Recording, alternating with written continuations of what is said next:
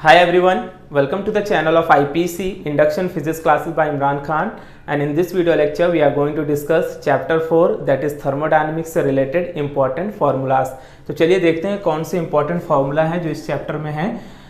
तो सबसे पहला जो हमारे पास formula it is related to work done by the system या work done on the system and it is given by W is equal to PdV, where W क्या है वर्क डन, P क्या डिफाइन कर रहा है pressure और dV का मतलब क्या है चेंज इन वॉल्यूम।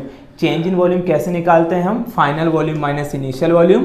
तो इस फॉर्मूले को हम ऐसे भी लिख सकते हैं।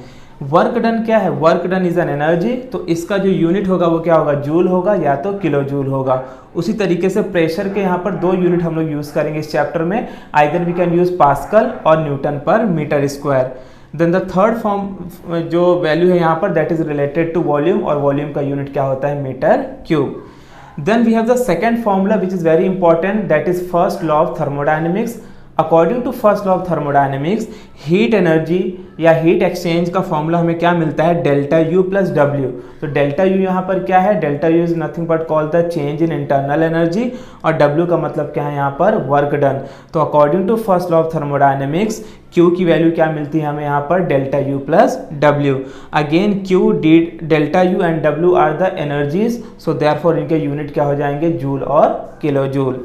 Then we have next formula which is written over here, Q is equal to Lm। ये फॉर्मूला हमें तब यूज करना है जब हमें Q की वैल्यू ना दी हुई हो, बल्कि क्या दिया हुआ हो, लैटेंट हीट की वैल्यू दी हुई हो या मास दिया हुआ हो और हमें Q फाइंड करना हो। तो by this formula you can find the Q। ठीक है, तो L यहाँ पर क्या रिप्रेजेंट कर रहा है, latent heat of, and M क्या रिप्रेजेंट कर रहा है, मास। तो मास का तो यूनिट हमें पता है क्या होता है केजी, और लैटेंट हीट का यूनिट यहाँ पर क्या है, जूल पर केजी, या अगर किलो के फॉर्म में होगा तो अगर किलो के फॉर्म में होगा तो हम लोग इसको किलो जूल पर केजी भी लिख सकते हैं।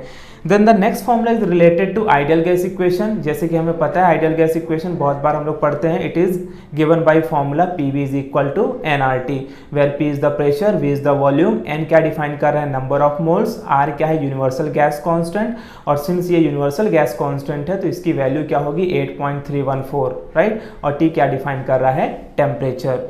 Then the next formula is formula number 4. It is related to isothermal process. Isothermal process is that process in which delta T is equal to 0, यानी चेंज इन टेम्परेचर क्या होता है 0। तो अगर टेम्परेचर 0 हो जाएगा तो ultimately change in internal energy will be also equal to 0।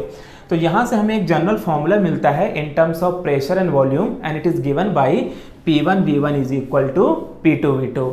Then we have a next formula related to work done. ठीक है, वर्क डन से रिलेटेड हमें क्या फॉर्मूला मिलता है, W is equal to nRT natural log of final volume upon initial volume. So यहाँ पर हमने क्या किया, PV की जगह पे nRT रख के इसको रिप्लेस कर दिया, तो हमें वर्क डन का फॉर्मूला मिल गया nRT natural log of final volume upon initial volume.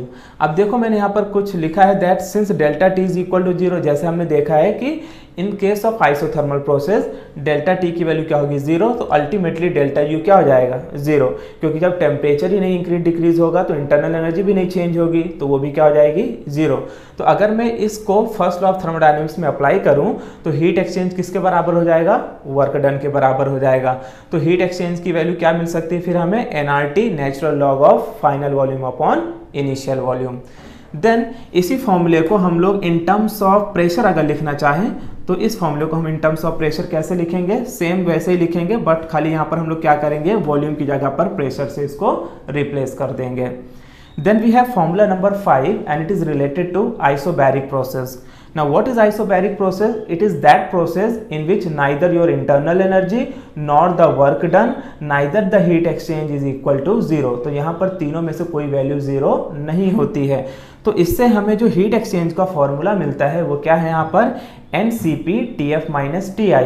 तो N यहाँ पर क्या डिफाइन कर रहा है, नंबर ऑफ मोल्स, Cp का मतलब क्या है, specific heat at constant pressure, whereas TF minus TI का मतलब क्या है, चेंज इन टेम्परेचर।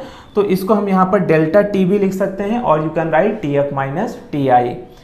देन अगर हमें Cp की वैल्यू ना दिया हुआ हो, Cp की जगह पे Cv की वैल्यू हो, R की वैल्यू हो, तो हम Cp कैसे कैलकुलेट करेंगे। तो ये जो हमें फॉर्मूला मिलता है, ये फॉर्मूला मिलता है फ्रॉम मेयर्स रिलेशन, क्या है, Cp is equal to Cv plus R। तो Cv क्या है यहाँ पर, specific heat at constant volume, और R क्या है, universal gas constant. Then we have a next formula related to isochoric process. In isochoric process, delta V is equal to 0, यानी change in volume क्या है यहाँ पर 0. So the general formula we get for the heat exchange is NCV TF minus TI. N again क्या represent कर रहा है यहाँ पर नंबर ऑफ मोल्स, CV का मतलब क्या है specific heat at constant volume, और TF माइनस TI को हम लोग क्या बोलेंगे change in temperature. Change in temperature यानी final temperature minus initial temperature. Then the last very important formula is related to adiabatic process. Adiabatic process, that process in which the heat exchange is equal to 0. हम heat energy को क्या यहाँ पर consider कर रहे हैं 0.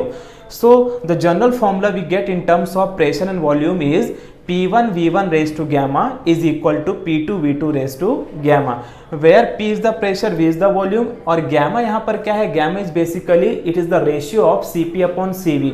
So you can say that it is the ratio of specific heat at constant pressure to the specific heat at constant volume, या हम इसे सिर्फ adiabatic ratio भी बोल सकते हैं. अब गैमा की कुछ डिफाइंड वैल्यूज़ हैं जो हमें याद होनी चाहिए इन केस न्यूमेरिकल में दिया हो या नहीं दिया हो. लाइक अगर मोनोएटॉमिक गैस है तो गैमा की वैल्यू क्या कंसिडर करना है 5/3. अगर डायटोमिक गैस है तो गैमा की वैल्यू हम क्या कंसिडर करेंगे 7/5, और अगर पोलोएटोमिक गैस है तो we will consider 4/3. Then this formula can be written in terms of work done, और वर्क डन के अगर फॉर्म में हम लिखना चाहें तो कैसे लिखेंगे PF VF minus PI VI upon 1 minus gamma. So ये जो वर्क डन है ये किसके रेस्पेक्ट में है, in respect of the pressure and volume, where as this formula is related to the temperature. तो यहाँ पर W is equal to NR, TI minus TF यहाँ पर क्या है change in temperature, right, 1 minus gamma. So हम लोग इन फॉर्मूले में से किसी का भी फॉर्मूला यूज करेंगे, but it will depend on the numerical कि वहाँ पर क्या पूछा है क्या दिया है, उस हिसाब से हम लोग फॉर्मूले को पुटअप करेंगे, राइट. तो वेयर गैमा क्या है एडियाबैटिक रेशियो, एन क्या डिफाइन कर रहा है नंबर ऑफ मोल्स, और आर क्या है यूनिवर्सल गैस कांस्टेंट, और यूनिवर्सल गैस कांस्टेंट की वैल्यू तो आपको पता है that is 8.314. So these are the overall important formula from this chapter which will be very helpful for you in your numericals.